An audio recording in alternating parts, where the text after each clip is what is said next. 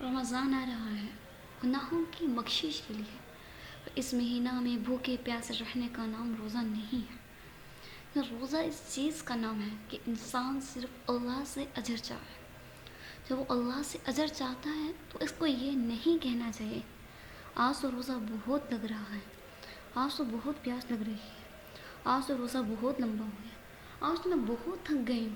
اس طرح کی باتیں کر کے اپنا اجر نہیں گنوانا چاہیے. کوئی پوچھے کہ روزہ کیسا جا رہا ہے, کہہ دیں الحمدللہ. ظاہر ہے کہ روزے کی حالت میں بھوک پیاس لگتی ہے, بھوک پیاس اپنی جگہ ہے, لیکن اگر اس کا تذکرہ کرنا شروع کر دیں گے تو یہ مزید بڑھ جائے گی. تو اس کا تذکرہ کر کے اپنے اجر کو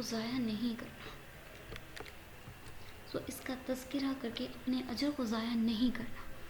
بلکہ اللہ سے تقوی ماننے کی کوشش کرنی ہے, تقوی کے حصول کی کوشش کرنی ہے. تقوی کے لیے سب سے اہم چیز ہے وہ ہمارا اخلاص ہے کہ ہمیں ہر کام کو اخلاص کے ساتھ کرنا ہے. رمضان میں جتنی بھی نیکیاں کرنی ہیں خالص اللہ کے لیے کرنی ہے, صرف اللہ تعالیٰ کی خاطر کرنی ہے. ان کا تذکرہ نہیں کرنا, ان کا چرچا نہیں کرنا, لوگوں کے سامنے بڑا بن کے نہیں دکھانا, بلکہ خاموشی سے اپنی عبادت کرنی ہے. نبی کریم صلی اللہ علیہ وآلہ وسلم کی سنتوں کو اپنانے کی کوشش کریں. آپ غور کریں کہ روزے میں نبی کریم کی سنت کیا تھی, ان کا کیا طریقہ کار تھا. اس کے بارے میں جاننا ضروری ہے کہ آپ روزے رکھنے کے بعد کیا کرتے ہیں, اپنے دن کو کس طرح سے گزارتے ہیں.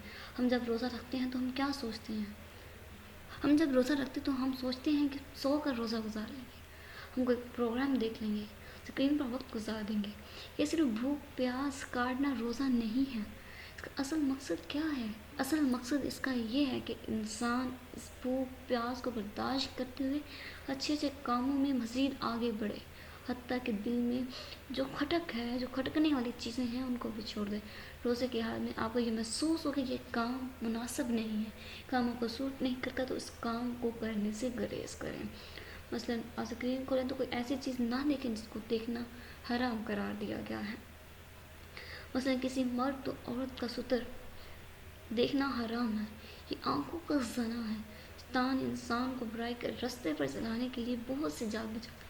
اللہ تعالیٰ نے ہمیں ارے اندر ایک بہت مضبوط چیز, ایک ضمیر رکھ دی ہے. یہ آواز ہے جو ہمارے اندر سے اٹھتی ہے. بعض اوقات ہمیں یہ کہتے محسوس ہوتی ہے کہ یہ کام ٹھیک نہیں ہے, تم یہ نہ کرو, تم وقت ضائع کرو.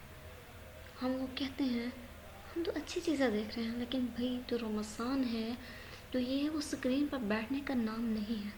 آپ اچھے کام کرنا چاہتے ہیں تو زیادہ سے زیادہ قرآن پڑھیں, قرآن کی تلاوت کیجیے, زیادہ سے زیادہ ذکر کیجیے. روزہ دار کی دعائیں قبول ہوتی ہیں, زیادہ سے زیادہ دعائیں کیجیے. رمضان کے دن عبادت کے دن ہے, ٹائم پاس کرنے کے دن نہیں ہے, روزہ گزارنے کے دن نہیں ہے. پھر اسی طرح روزے کی حالت میں باتیں کرنے سے بچنا ہے.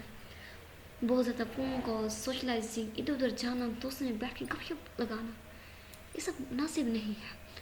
رمضان کا جو مہینہ ہے یہ ذکر کے لیے ہے. اس مہینے کو شہر ذکر کہا گیا, یعنی ذکر کا مہینہ. جو بندہ مومن ہے کبھی اللہ کے جو ذکر ہے اس سے غافل نہیں ہوتا. قرآن مجید میں عقل والوں کے بارے میں اللہ تعالیٰ فرماتے ہیں الذین یذکرون اللہ قیاما وقعودا وعلی جنوبہم, جو اٹھتے بیٹھتے لیٹتے ہر حال میں اللہ کو یاد کرتے ہیں. نبی کریم صلی اللہ علیہ وسلم ہر حال میں اللہ تعالیٰ کا ذکر کرتے تھے, دوسروں کو بھی اس کی تاکید کرتے تھے. حضرت عبداللہ بن بصر رضی اللہ عنہ سے روایت ہے کہ انا رجال قال یا رسول اللہ ان شرائع الاسلام قد کثرت علی واخبرنی بشیء اتصبت به قال لا یزال لسانک رطبا من الذکر اللہ. ایک شخص نے عرض کیا یا رسول اللہ, اسلام کے احکام تو میرے لیے بہت ہیں, بس مجھے ایسی چیز بتائیے جو میں مضبوطی سے پکڑ لوں. آپ صلی اللہ علیہ وآلہ وسلم نے کیا فرمایا, تیری زبان ہمیشہ اللہ کے ذکر سے تر رہے.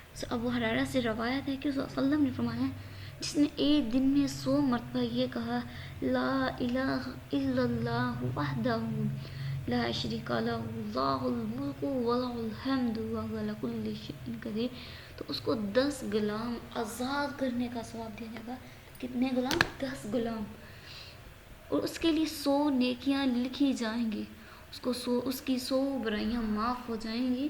دن شام تک وہ شیطان کی شر سے محفوظ رہے گا۔